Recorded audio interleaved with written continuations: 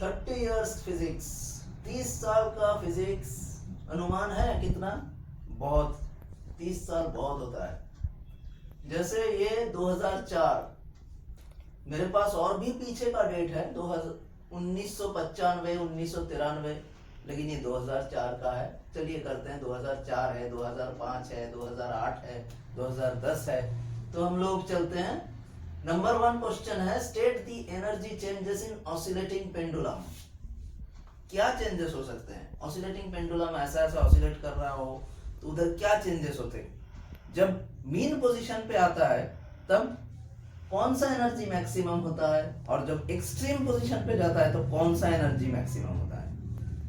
तो इधर देखिए, kinetic energy is maximum at the mean position. इधर देखिए अच्छी तरह से, kinetic energy maximum at the mean position और potential energy maximum at the extreme position.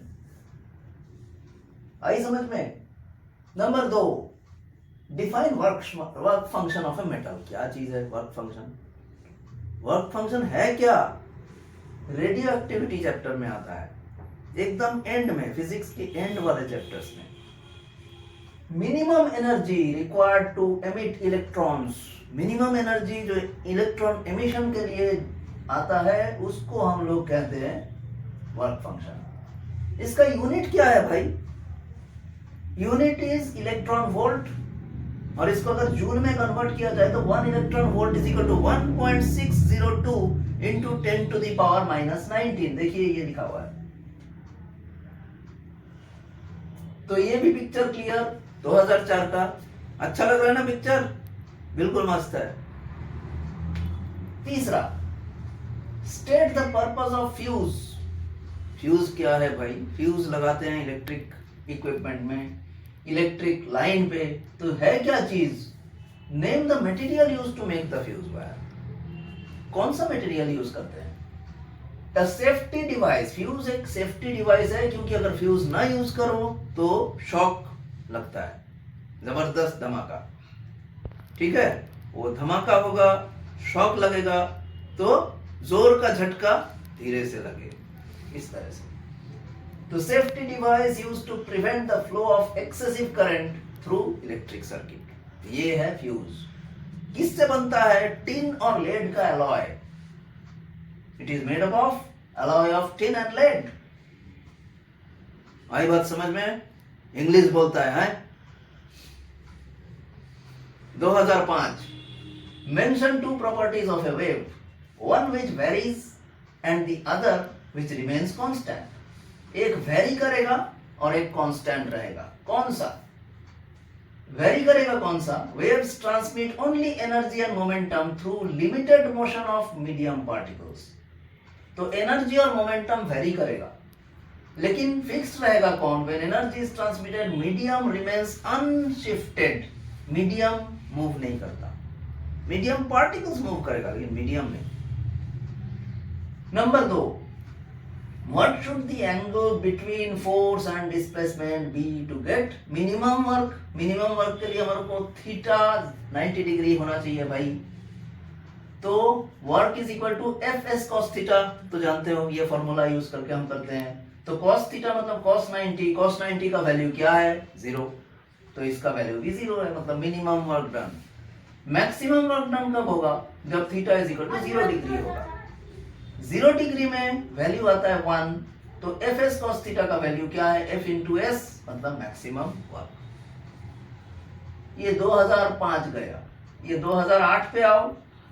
N electric heater is rated 4 kilowatt 220 volt. बहुत इसी तरह के सम्स आपको बहुत मिलेंगे, बहुत आएंगे इस तरह के सम्स, आपको करना पड़ेगा। अभी तक आते हैं। Find the cost of using heater for 12 hours if 1 kilowatt hour of energy costs rupees 3.25।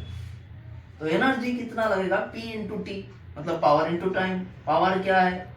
4 kilowatt into time क्या है? 12।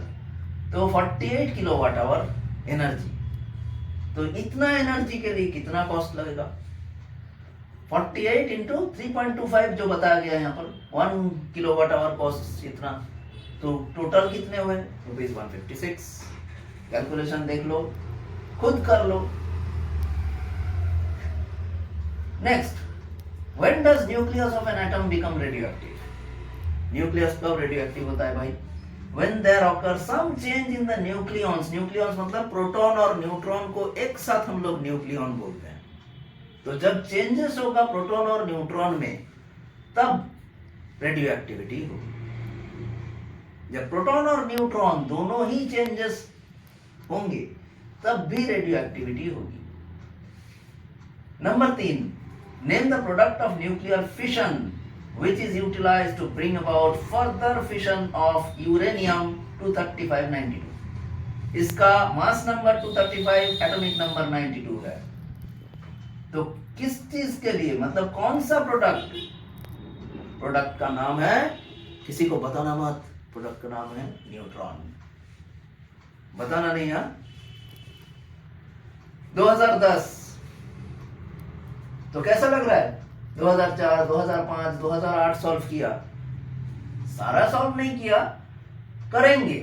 ये तो नंबर 2 का है, अब तीसरा आएगा, चौथा आएगा, इस तरह से हम करते रहेंगे। बहुत सारे क्वेश्चन है, पागल हो जाओगे। अगर वही करके चले जाओ तो भी तुम अच्छे मार्क्स लेके आ सकते हैं, क्योंकि मेरा 40 साल का एक्सपीरियंस है। 40 साल का एक्सपीरियंस कोई ऐसे ऐसे नहीं होता, बहुत साल लगते हैं।